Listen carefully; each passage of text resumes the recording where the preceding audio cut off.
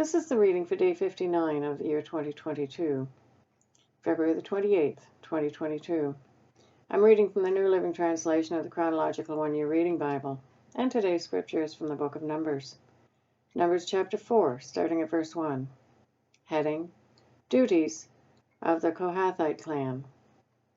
Then the Lord said to Moses and Aaron, record the names of the members of the clans and families of the Kohathite division of the tribe of Levi.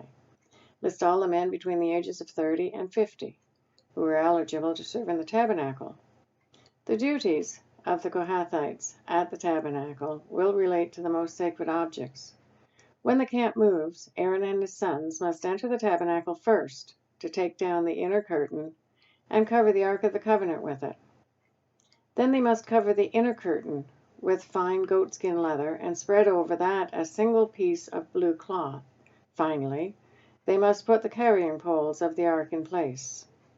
Next, they must spread a blue cloth over the table where the bread of presence is displayed. And on the cloth they will place the bowls, ladles, jars, pitchers, and the special bread. They must spread a scarlet cloth over all of this, and finally a covering of fine goatskin leather on top of the scarlet cloth. Then they must insert the carrying poles into the table. Next, they must cover the lampstand with a blue cloth, along with its lamps, lamp snuffers, trays, and special jars of olive oil. Then they must cover the lampstand and its accessories with fine goatskin leather and place the bundle on a carrying frame. Next, they must spread a blue cloth over the gold incense altar and cover this cloth with fine goatskin leather. Then they must attach the carrying poles to the altar. They must take all the remaining furnishings of the sanctuary and wrap them in a blue cloth, cover them with fine goatskin leather, and place them on the carrying frame. They must remove the ashes from the altar for sacrifices and cover the altar with a purple cloth. All the altar utensils, the fire pans, meat forks, shovels, basins, and all the containers must be placed on the cloth, and a covering of fine goatskin leather must be spread over them. Finally, they must put the carrying poles in place.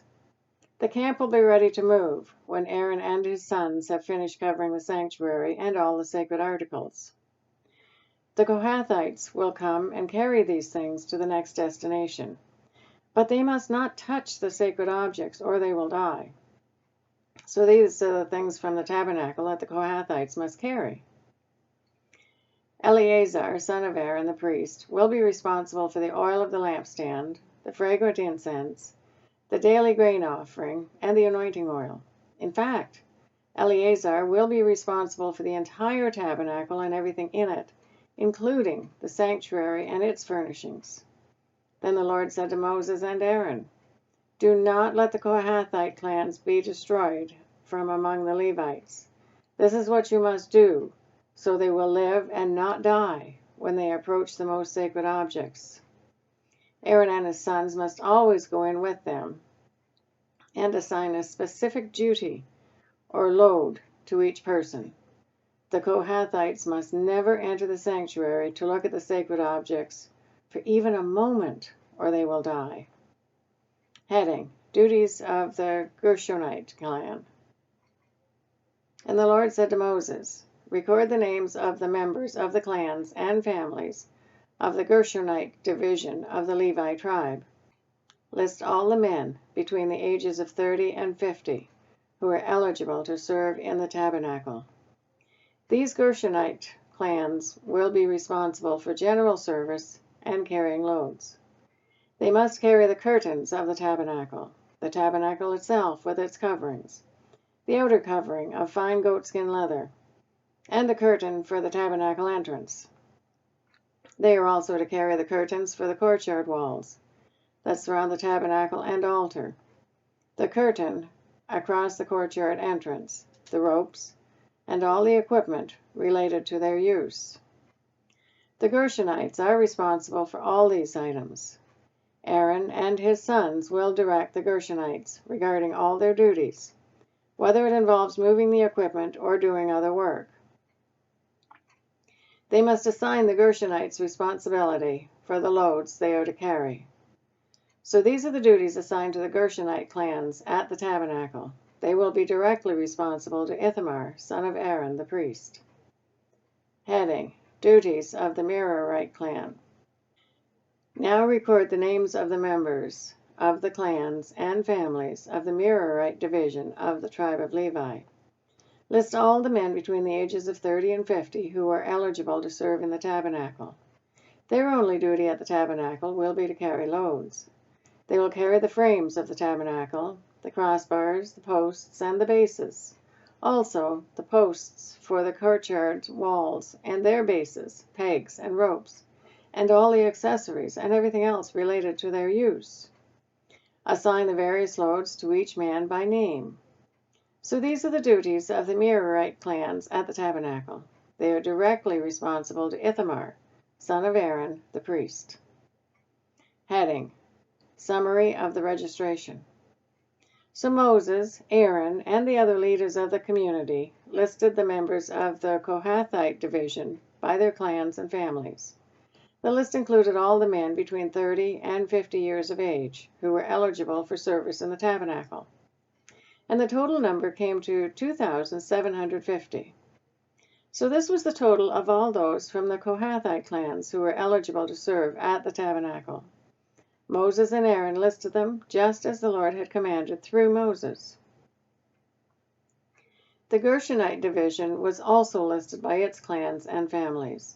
The list included all the men between 30 and 50 years of age who were eligible for service in the tabernacle, and the total number came to 2,630. So this was the total of all those from the Gershonite clans who were eligible to serve at the tabernacle. Moses and Aaron listed them, just as the Lord had commanded. The Merarite division was also listed by its clans and families. The list included all the men between 30 and 50 years of age who were eligible for service in the tabernacle, and the total number came to 3,200.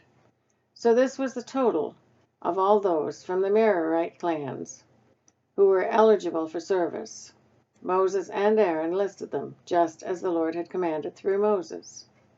So Moses, Aaron, and the leaders of Israel listed all the Levites by their clans and families.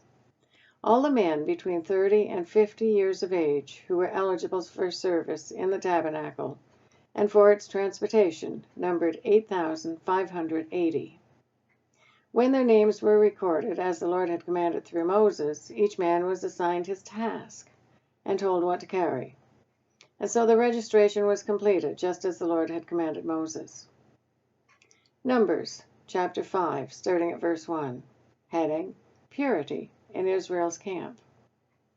The Lord gave these instructions to Moses. Command the people of Israel to remove from the camp anyone who has a skin disease or a discharge, or who has become ceremonially unclean by touching a dead person.